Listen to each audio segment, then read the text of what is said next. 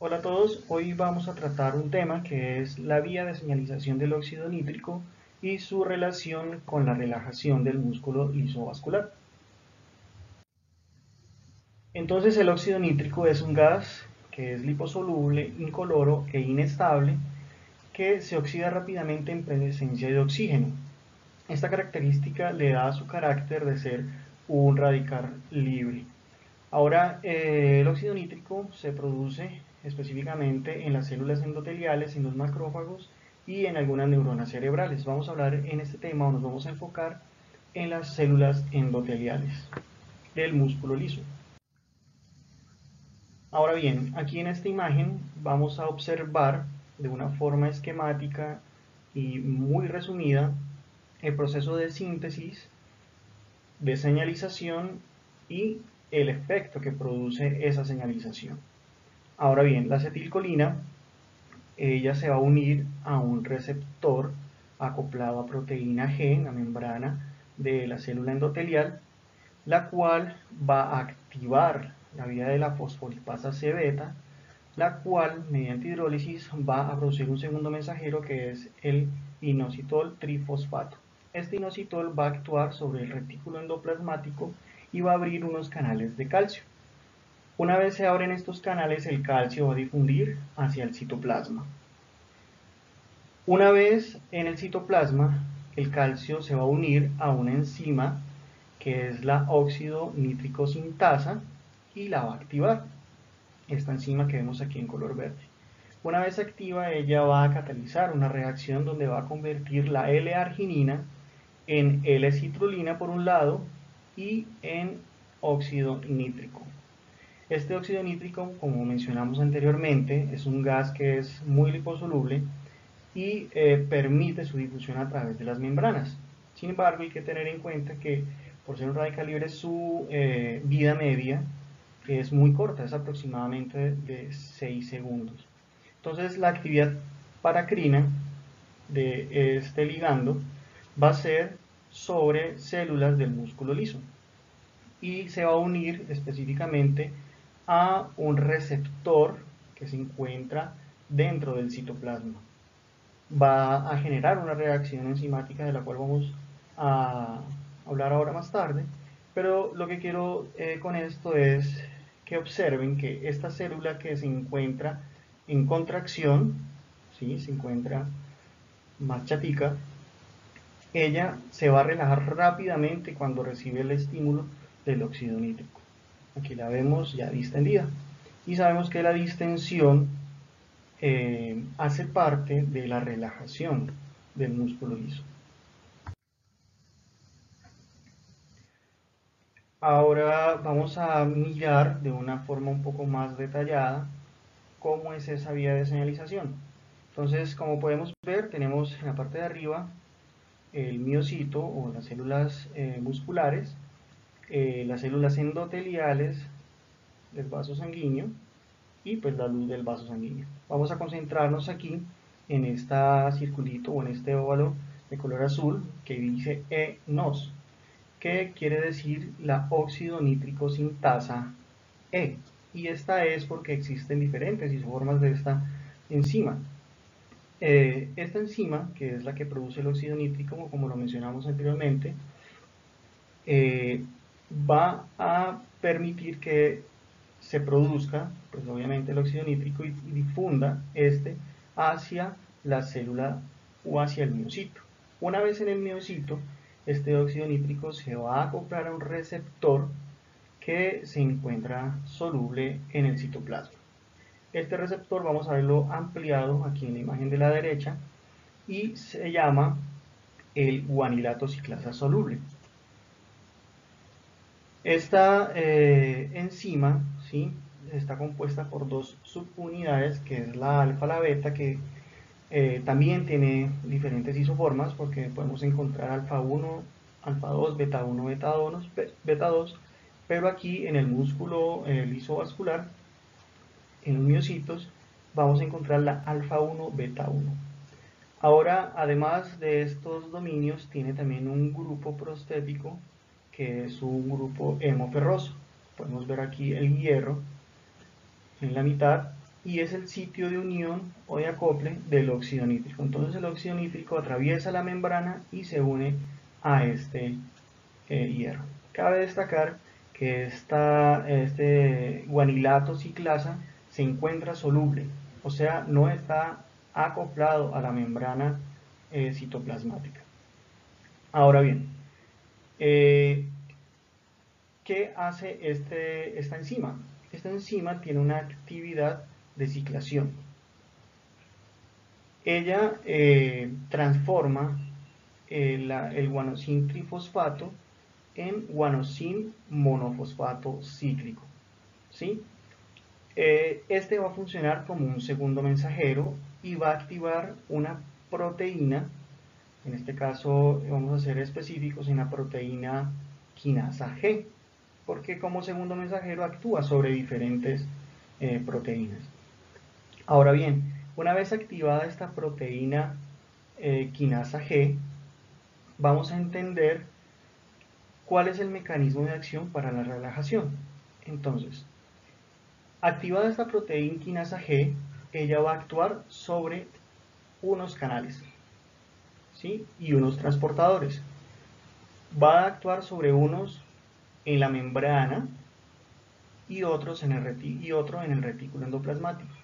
En la membrana va a actuar sobre el canal de calcio tipo L y lo va a inhibir.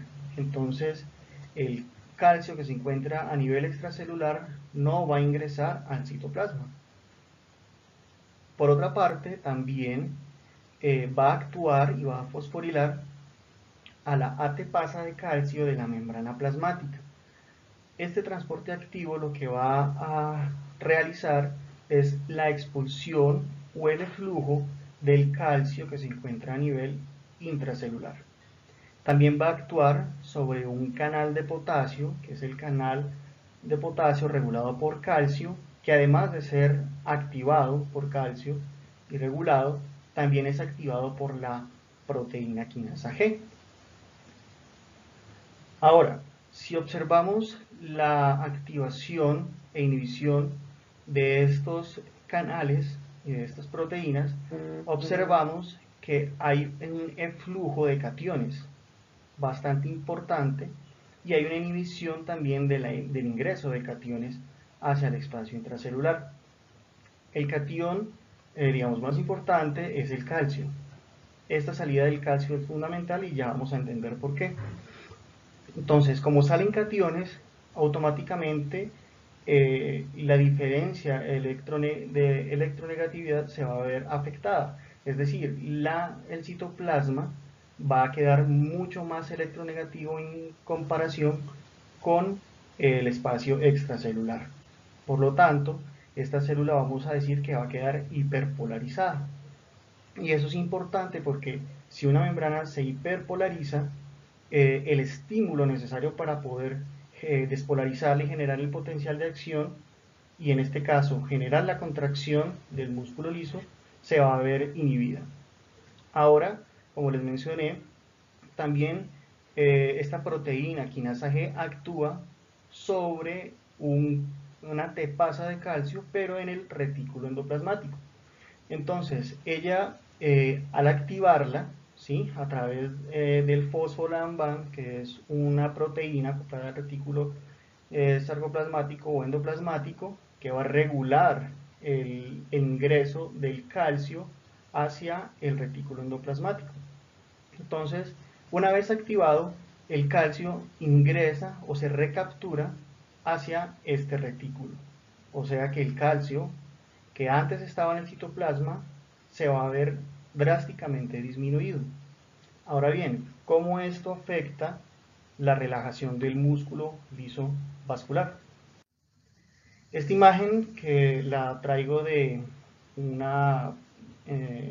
video de YouTube, ¿sí? De fisiología de J, me pareció muy interesante y muy didáctica para entender de una forma muy sencilla la contracción en el músculo liso vascular. Recordemos que es diferente a la contracción que se produce en el músculo estriado. Entonces aquí a la derecha quiero que observen la fibra de miosina. Entonces la miosina tiene dos cabezas pesadas o cadenas pesadas y dos cadenas ligeras. Esta cadena se denomina esencial y esta cadena se denomina reguladora. Este puntico azul es el sitio de unión de un ATP que permite la contracción del músculo liso vascular. Ahora bien, tenemos la membrana citoplasmática, ¿sí?, la cual mediante un estímulo se abren los canales de calcio dependiente de voltaje, y este calcio también va a activar los canales de calcio que se encuentran en la membrana del retículo endoplasmático. Por lo tanto, hay un flujo de calcio hacia el citoplasma. Aquí vamos a hablar primeramente de contracción para poder entender posteriormente la relajación. Entonces, este calcio, una vez en el citoplasma, se va a unir a una proteína que es la calmodulina y va a formar el complejo calcio-calmodulina. Una vez formado este complejo, ¿sí?, una sinasa de cadena ligera se va a unir y se va a fosforilar, como observamos aquí. Entonces, esta sinasa, junto con el ATP, se va a dirigir hacia la cadena reguladora, cadena ligera reguladora de miosina, y la va a fosforilar. Una vez fosforilada se produce la contracción. Ahora bien, anteriormente habíamos mencionado que la vía de señalización del óxido nítrico va a generar una disminución drástica del calcio a nivel intracelular. Por lo tanto, si no tenemos calcio, no podemos generar el complejo calcio-calmodulina, ni tampoco la fosforilación de la sinasa de cadena ligera, ni tampoco la contracción. Entonces este es el mecanismo por el cual se produce la relajación, porque no hay activación y esta activación no se da porque no hay calcio. Ahora bien, la pregunta es, bueno, ¿y cómo se regula esto? ¿Quién regula la señalización por óxido nítrico? La principal regulación del óxido nítrico se da por una proteína, es una enzima llamada fosfodiesterasa o PDE. Existen diferentes isoformas, desde la 1 hasta la 5, que son conocidas precisamente en el músculo liso, la 3, 4 y 5, o dependiendo también del sitio anatómico en que se encuentren, también son predominantes unas u otras. Y aquí vamos a hablar de la PDE3. Entonces, en este diagrama observamos de una manera muy detallada, muy resumida, el proceso de ciclación del guanosin trifosfato. Entonces tenemos el guanosin trifosfato, el cual a través del guanilato ciclasa, que es la proteína o enzima que tiene el receptor al cual se acopla el óxido nítrico, cicla el guanosin monofosfato cíclico. Y este sirve como segundo mensajero que actúa o activa la proteína quinasa G. Sin embargo, también se puede unir a la fosfodiesterasa, y esta fosfodiesterasa lo que hace es una hidrólisis de ese anillo ciclofosfato de la guanosin monofosfato cíclico. Entonces, si hacemos una comparación, observamos el guanosin monofosfato, que tiene el fosfato, pero sin la ciclación. Aquí vemos cómo cicla, se forma un anillo.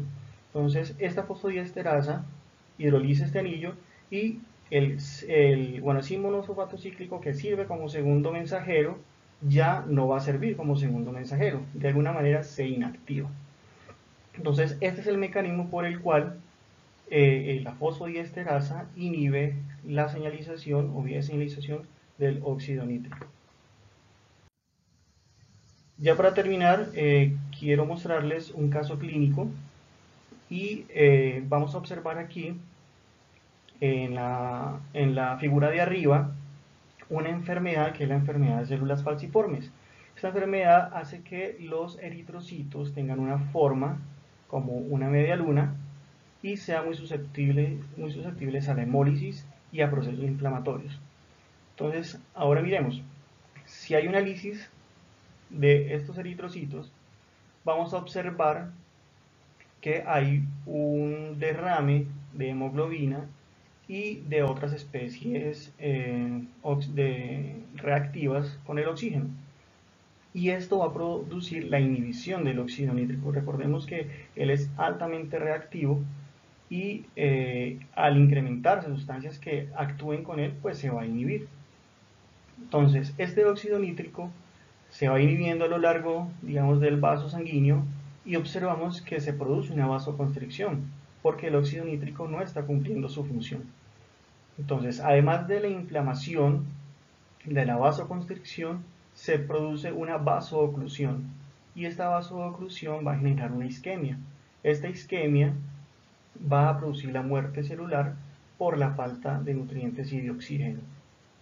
Ahora bien, la importancia de esto, y lo traigo a colación, es porque gracias a que conocemos hoy en día los diferentes mecanismos de señalización del óxido nítrico, los fármacos están orientados tanto a la inhibición, por ejemplo, de la fosfodiesterasa o a la estimulación de la, por ejemplo, guanilato ciclasa soluble.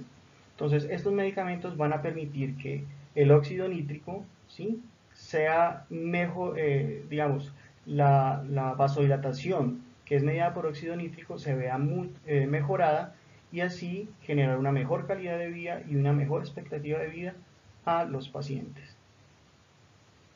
Bueno, esto es todo. Muchas gracias. Espero les haya gustado.